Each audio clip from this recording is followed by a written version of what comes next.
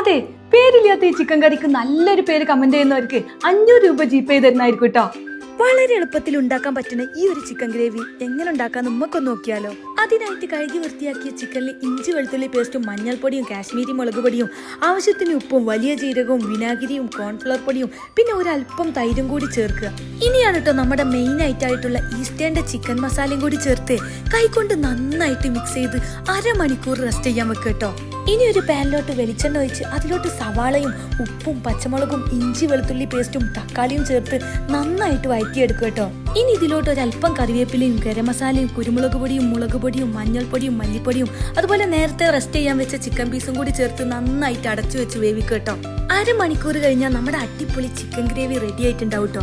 നല്ല പെർഫെക്റ്റ് കളറും പെർഫെക്റ്റ് സ്മെല്ലുള്ള ഈ ഒരു ചിക്കൻ ഗ്രേവിക്ക് നല്ല പെർഫെക്റ്റ് ടേസ്റ്റ് കിട്ടണമെങ്കിൽ ഈസ്റ്റേന്റെ ചിക്കൻ മസാല തന്നെ ഉപയോഗിക്കണം കേട്ടോ.